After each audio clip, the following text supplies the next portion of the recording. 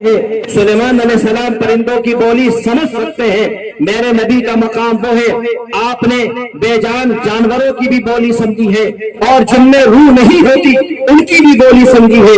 ایک مرتبہ ایک اونٹ آیا, آپ نے کہا یہ اونٹ کس کا ہے, اس کے مالک کو بلا کر لے کر آؤ. وہ مالک جب لایا گیا آپ نے پوچھا اے مالک تمہارے یہ اونٹ ہے, تم اس پر اس کی وسعت سے زیادہ بوجھ لاتے ہو, یہ مجھ سے شکایت کر رہا ہے. ایک موقع پر ایک دیہاتی آیا اور آپ سے کہنے لگا آپ نبی ہیں, آپ رسول ہیں, آپ یہ دعویٰ کیسے کرتے ہیں اگر آپ کی نبوت کی گواہی دینے والے زبان سے خاموش نہیں ہیں, آپ کی نبوت کی گواہی دینے والے زندہ ہیں. اگر یہ گوہ جو میرے ہاتھ میں ہے یہ مردہ ہے, اگر آپ کی نبوت کی گواہی دے تو میں آپ کو نبی مان لوں گا. اگر سلیمان علیہ السلام سے زندہ پرندے بات کر سکتے ہیں, زندہ جانور بات کر سکتے ہیں, میرے نبی صلی اللہ علیہ وسلم کا مقام و مرتبہ وہ ہے جن سے ایک بے جان جانور نے گفتگو کی ہے, اور وہ گفتگو بھی ایسی نہیں کی. سر اٹھا کر کہا اے وہ ذات جس کے علاوہ آسمان کے اندر کوئی معبود نہیں ہے, زمین کے اندر آپ جیسا کوئی محمد نہیں ہے. اگر دیگر انبیاء علیہ السلام کے لیے کسی اور منصب کے تحت مقام و مرتبہ حاصل کیا جا سکتا ہے, موسیٰ ہے کلیم اللہ ہو سکتے ہیں. موسیٰ علیہ السلام کوہ طور پر گئے ہیں اللہ سے گفتگو کرنے کے لیے. اللہ تبارک و تعالیٰ سے کہا یا اللہ میں آپ کو دیکھنا چاہتا ہوں. جواب موسیٰ علیہ السلام کو یہ تھا لن ترانی, تم مجھے ہرگز دیکھ نہیں سکتے.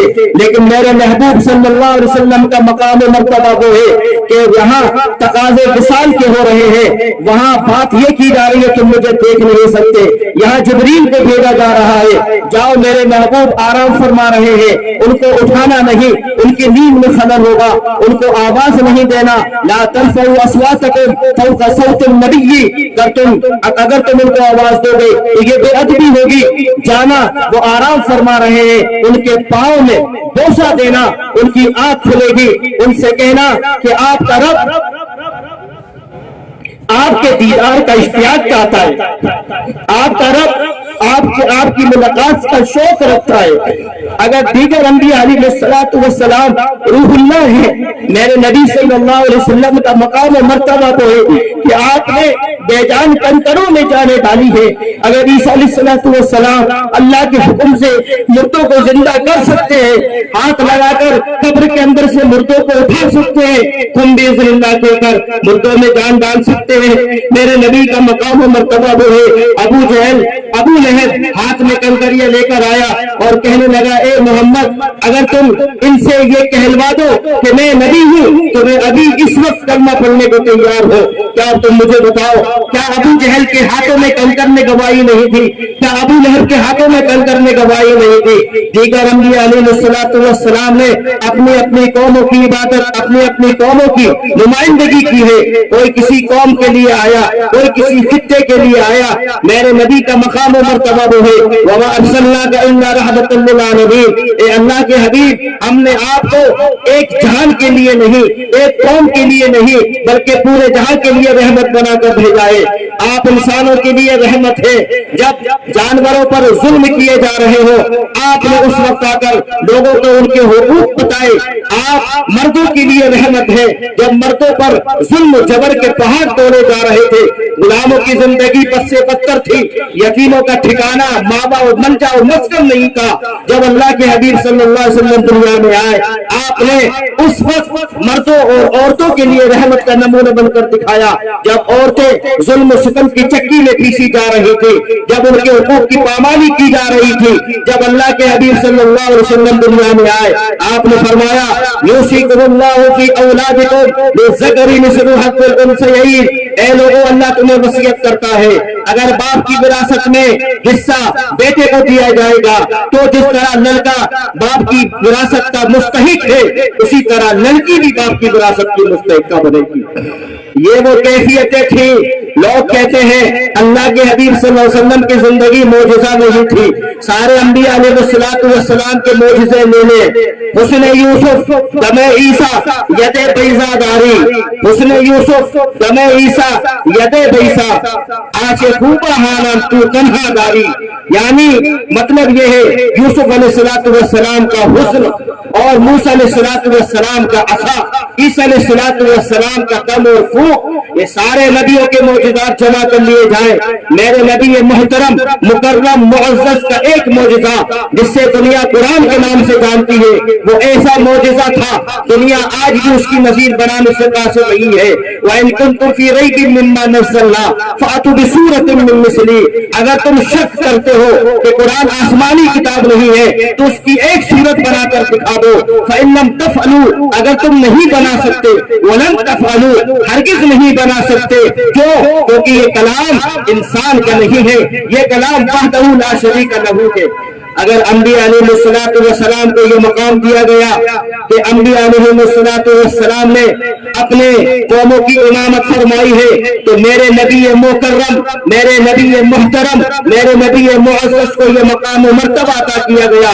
معراج کا سفر اٹھا کر دیکھیے مسجد اقصی میں امامت کون کر رہا ہے، جہاں پر انسانیت کے ابا موجود ہیں، جہاں نوح علیہ السلام موجود ہے، جہاں بڑے بڑے جلیل القدر پیغمبر موجود ہیں، 1,24,000 انبیاء تشریف رکھتے ہیں مسجد اقصی میں، وہاں جبرائیل علیہ السلام حضور کا ہاتھ پکڑ کر مصلی پر کھڑا کر دیتے ہیں اور یہ اعلان کرتے ہیں کہ جب دنیا میں اللہ کے حبیب صلی اللہ علیہ وسلم تشریف لا چکے ہیں، اب شریعتیں سب منسوخ ہو چکی ہیں، اب عیسیٰ علیہ السلام کا کوئی قانون نہیں ہے، اب موسیٰ علیہ السلام کی کتاب نہیں ہے، اب اللہ کے حبیب صلی اللہ علیہ وسلم تشریف لا چکے ہیں، اب آپ ہی کا قانون چلے گا، اب آپ ہی کی بات چلے گی، آپ ہی کا دین چلے گا۔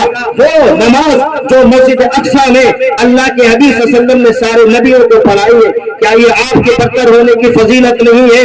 موسیٰ علیہ السلام کو یہ تمنا رہی کہ میں اللہ تبارک و تعالی سے گفتگو نہ کر سکا، عیسیٰ علیہ السلام روح اللہ رہے ہیں، لیکن اللہ کے حبیب صلی اللہ علیہ وسلم کو اللہ تبارک و تعالی نے رسول اللہ کا مقام عطا فرمایا ہے، اور رسول اللہ کہتے ہیں خالق سے علم و عمل کو لینا اور مخلوق سے مخلوق کو علم و عمل دے دینا۔ خالق کا مقام عرش ہے جو کائنات کی ابتدا ہے، اور بیت اللہ یہ زمین کا قبلہ ہے جو پوری دنیا کی منتہا ہے۔ رسول اللہ کہتے ہیں خالق سے علم و عمل کو لینا اور مخلوق کو علم و عمل دینا۔ اللہ کے حبیب صلی اللہ علیہ وسلم کی ساری زندگی نمونہ معجزہ، ساری زندگی تواضع، ساری زندگی انکساری، ساری زندگی محبت، حسن اخلاق سے بھری پڑی ہے۔ آپ نے یتیموں کے سر پہ ہاتھ رکھا، آپ نے والدین کے حقوق فراہم کیے۔ جب آپ تشریف لائے ایک دور وہ تھا جہاں یتیم گھر میں پرورش پاتے تھے، لوگ یتیموں کا مال ہڑپ کر جاتے تھے اور ان کو پائی سے محتاج کر دیا کرتے تھے۔ اللہ کے حبیب صلی اللہ علیہ وسلم دنیا میں تشریف لائے، آپ نے غلامی کا وہ مقام متعین کیا کہ اے لوگوں، اگر تمہارے ماتحت کوئی غلام اور نوکر چاکر ہے، جو تم کھاتے ہو وہ اسے کھلاؤ، جو تم پہنتے ہو وہ اسے پہناؤ، جو تم کھاتے ہو وہ اسے کھلاؤ گے، جو تم پہنتے ہو اسے پہناؤ گے، اپنے دسترخوان پر اسے شامل کرو گے، اللہ تبارک و تعالیٰ اس پر خرچ کیے ہوئے پیسے کا آپ سے جواب نہیں لے گا۔ غلامی ایک شرم کا لفظ تھا، یتیمی معاشرے کے اندر پھیلی ہوئی تھی، لوگ یتیموں کو اپنے گھر سے بھگاتے تھے، دھکے دیا کرتے تھے۔ اللہ کے حبیب صلی اللہ علیہ وسلم دنیا میں تشریف لائے، آپ عید کی نماز پڑھنے جا رہے ہیں، آپ نے دیکھا عید کا دن ہے، چند بچے کھیل رہے ہیں، ایک یتیم بچہ ایک چٹان پر بیٹھا ہوا ہے۔ آپ نے بچوں سے پوچھا تم خوش کیوں ہو؟ بچوں نے کہا ہم اس لیے خوش ہیں، آج عید کا دن ہے، ہمارے والدین نے ہمیں نئے کپڑے دیے ہیں، ہم اسے زیب تن کیے ہوئے ہیں، ہمارے پاس کھلونے ہیں، ہمارے پاس تحفے ہیں، ہمارے پاس ہدیے ہیں۔ آپ نے دیکھا وہ گمسم بچہ، وہ اداس بچہ جو تنہا بیٹھا ہوا تھا، آپ نے اسے پاس میں بلایا اور بلا کر کہا بیٹا یہ سارے بچے کھیل رہے ہیں، تم کیوں نہیں کھیلتے؟ تمہارے پاس کیا کپڑے نہیں ہیں؟ تمہارے پاس کیا ہدیے نہیں ہیں؟ تمہارے پاس کیا تحفے نہیں ہیں؟ تمہارے والدین کے حیات نہیں ہے؟ اس یتیم بچے نے گمشدہ آواز میں کہا، غم گساری کی حیرت میں کہا کہ اے اللہ کے حبیب صلی اللہ علیہ وسلم، میرے والد ایک غزوے میں شہید ہو چکے ہیں، میری ماں نے دوسرا نکاح کر لیا ہے، مجھے لوگ دھکے دیتے ہیں، کہتے ہیں تم یتیم ہو، तुम्हारा कोई नहीं है, तुम्हारी कफालत करने वाला कोई नहीं है। अल्लाह की हबीब सल्लल्लाहु अलैहि वसल्लम ने कहा, मेरे बेटे मैं दुनिया में तशरीफ ला चुका हूँ, अब यतीम के साथ बेमेरी नहीं की जाएगी, अब यतीमों को धक्के नहीं दिए जाएंगे, अब यतीमी वो लफ्ज होगा वो अम्मा साइला फला तनहर अलम यजिद का यतीमन फआवा। और सारी दुनिया को बता दो मेरे बच्चे कि अल्लाह के हबीब सल्लल्लाहु अलैहि वसल्लम कि जिनके सदके में कायनात बनाई गई है, जिनके सदके में कायनात की ज़ेब व ज़ीनत बख्शी गई है, जिनके सदके में शजर भी है, हजर भी है, कायनात का टुकड़ा टुकड़ा आपके सदके और वजूद की वजह से है। वो रसूल भी दुनिया में जब तशरीफ लाया यतीम बनकर आया, अगरचे वो दुर्रे यतीम रहा है। आपने उस बच्चे को गोद में उठाया, आपको मालूम है गोद में बच्चे को उठाना सरजमीन अरब के अंदर यह शर्म का बाइस था। इसको लोग शर्म से ताबीर करते थे कि कोई मर्द किसी बच्चे को गोद में उठाए, ये काम तो औरतों का है। लेकिन अल्लाह के हबीब सल्लल्लाहु अलैहि वसल्लम जिनकी कसमें अल्लाह तबारक व तआला ने कुरान में खाई हो, जिनके कदम का बोसा लेना साहबा अपने लिए सादत की तरक्की समझ रहे हो, जहाँ फरिश्ते आपके पास आते हैं अदब से सर झुकाए खड़े हुए हो, अगर वो न होते तो कायनात का जर्रा जर्रा नहीं होता, अगर वो नबी न होते तो न आदम को नबूवत मिलती, न नूह को मिलती, न दीगर अंबिया को नबूवत अता की जाती।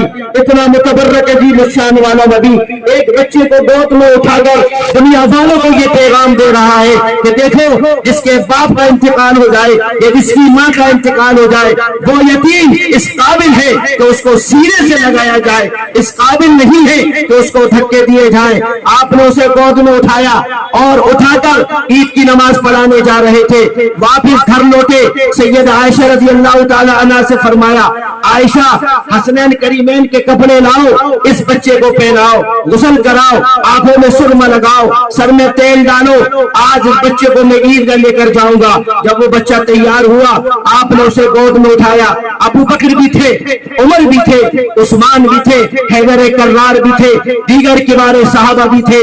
आपने कहा इस बच्चे को गोद में उठाने की फजीलत मैं हासिल करूंगा, ये बताने के लिए कि यतीम वो शख्सियत हुआ करती है जो शख्स इसकी कफालत करेगा, जो इसको अपने लुक़मे में शरीक करेगा, जो इसकी पढ़ाई का खर्चा उठाएगा, अल्लाह ताला उतनी नेकियां उसके नामाए अमाल में लिख देगा जो यतीम के सर पर बाल हुआ करते हैं। अल्लाह के हबीब सल्लल्लाहु अलैहि वसल्लम ने गोद में उठाया और पूछा, बच्चे ये बताओ जब तुम्हारे वालिद हयात थे तो तुम्हें ईदगाह कैसे ले जाते थे?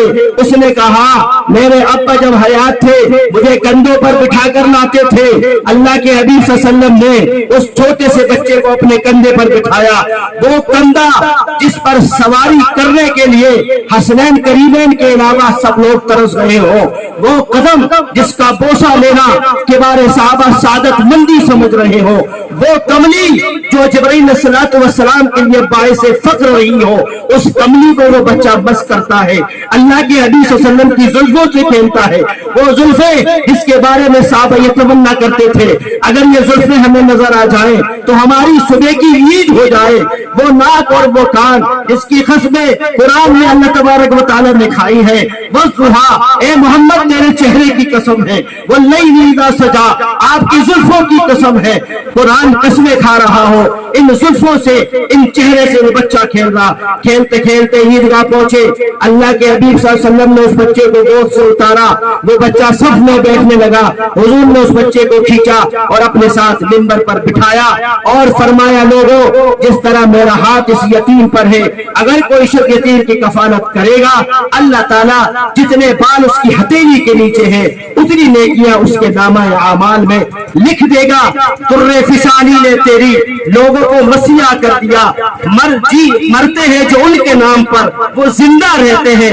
अल्लाह अल्लाह मौत को किसने मसीहा कर दिया।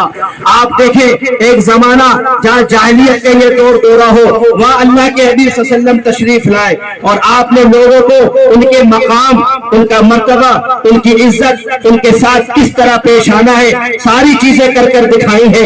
एक मर्तबा अल्लाह के हबीब सल्लल्लाहु अलैहि वसल्लम से सहाबा ने किस तरह मोहब्बतें की है, आपसे किस तरह इश्क किया है, आपकी फर्मा बरदारी किस तरह की है। सहाबा फरमाते हैं, ए अल्लाह के हबीब, हमें उन यहूद नसारे की तरह नहीं समझना जो मूसा और ईसा से ये कहते थे, जाओ तुम और तुम्हारा रब लड़े, हम वो हैं, अगर आप हमें हुक्म देंगे तो हम आग के दरिया में छलांग लगाएंगे। आप हमें हुक्म देंगे, आप हिजरत की रात पढ़िए जब अबू बकर सिद्दीक रज़ी अल्लाह तआला अन्हु के साथ हुजूर सरवर आलम मदीने की तरफ रवा दवा है, तो अबू बकर कभी आगे जाते हैं, कभी पीछे आते हैं, कभी दाएं जाते हैं, कभी बाएं जाते हैं। हुजूर कहते हैं, अबू बकर तुझे क्या हुआ? अबू बकर रज़ी अल्लाह तआला अन्हु फरमाते हैं, ए अल्लाह के हबीब, मैं आगे इसलिए जाता हूँ, दुश्मन सामने से आएगा तो मुझ पे हमला करेगा। मैं पीछे इसलिए जाता हूँ कहीं दुश्मन पीछे से न आ जाए। मैं दाएं इसलिए जाता हूँ दुश्मन आपको दाएं से तकलीफ ना पहुंचा दे। ये वो सहाबा की जमात थी। वलक़द बाअसना फ़िल उम्मिय्यीना रसूला, हम उन उम्मियों में एक रसूल को भेज रहे हैं। वो उम्मी पढ़ना लिखना नहीं जानते थे, जो काफूर और नमक में फर्क नहीं जानते थे, जो ताहिर और नजासत में फर्क नहीं समझते थे, लेकिन उन उम्मियों ने ऐसा नमूना दुनिया के सामने पेश किया। आसमान में ऐसे अफराद नहीं देखे, जमीन में ऐसे अफरादों की सुगबुगाहट नहीं सुनी जो सहाबा अल्लाह तबारक व तआला ने हुजूर को अता फरमाए थे। कौन जानता था दुनिया में एक बिलाल ऐसा आएगा, उसके सीने पे पत्थर रख दिए जाएंगे, उसको मारा जाएगा, उसको ज़रदोब किया जाएगा, उससे ये कहा जाएगा तो अल्लाह की अहदानियत को छोड़ दो, तो अल्लाह की तौहीद से इनराफ कर लो। कौन जानता था वो बिलाल होगा जो सीने पर पत्थर रखना गवारा करेगा लेकिन आज से मुंह नहीं मोड़ेगा। कौन जानता था वो अम्मार पैदा होगा, यासिर का बेटा, जो शहीद होना गवारा कर लेगा। वालिदैन की लाशें सामने पड़ी है लेकिन जर्रा बराबर भी ईमान से इनहराफ नहीं।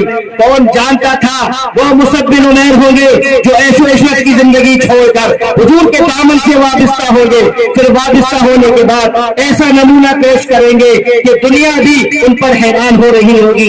कोई नहीं जानता वो तलहा होंगे, मकाने बद्र के अंदर सारे तीर अपने ऊपर ले रहे होंगे। कौन जानता था कि उन उम्मियों में अल्लाह तबारक व तआला ऐसे अफराद को लाएगा कि अयुल असुद्दीन वाना है।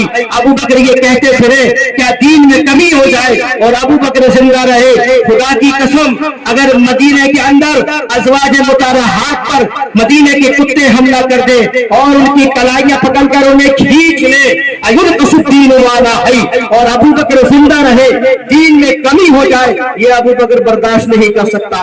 किसने देखे थे ऐसे आदमी जो अल्लाह तबारक व तआला ने हुजूर को फराहम किए हैं? कौन जानता था वो उमर बिन खत्ताब रज़ी अल्लाह तआला अन्हु आएंगे और आकर ऐसा निज़ाम अदल कायम करेंगे। एक घाट पर अगर बिल्ली पानी पी रही है, एक घाट पर कुत्ता पानी पी रहा है, शेर पानी पी रहा है, बकरी पानी पी रही है, उन्हीं की नस्लों में उमर बिन अब्दुल अजीज आएंगे। किसने सोचा था एक उस्मान आएंगे जिनकी हया पर फरिश्ते भी हया करेंगे? किसने सोचा था कि हैदर कर्रार आएंगे जब वो मरहम उनके मुकाबले में आएगा और कहेगा तुम्हें मालूम है हैदर कर्रार, मेरी माँ ने मेरा नाम मरहम रखा है, मैं लोगों को पछाड़ देता हूँ, मैं किसी को छोड़ता नहीं हूँ। उस वक्त हैदर कर्रार ने कहा था अना अनन नदी, मैं वो हूँ सम्मतनी उम्मी हैदरा, कि मेरी माँ ने मेरा नाम हैदर रखा है, मैं भी किसी को छोड़ता नहीं हूँ। किसने देखे थे ऐसे अफराद जो कायनात की सरजमीन पर हुजूर के साथ आए हैं और ऐसा निजाम अदल कायम कर गए हैं? दुनिया आज उन्हीं का सदका खा रही है, दुनिया आज उन्हीं के तुफैल जिंदा है। अगर हुजूर की सीरत से हमें मुनासिबत हो तो अमानत हमारे दिलों के अंदर हो, खयानत का गुजर कहीं नहीं होगा। अल्लाह तबारक व तआला कहने और सुनने से ज्यादा अमल की तौफीक अता फरमाए। वमा अलैना इल्लल बलागुल मुबीन।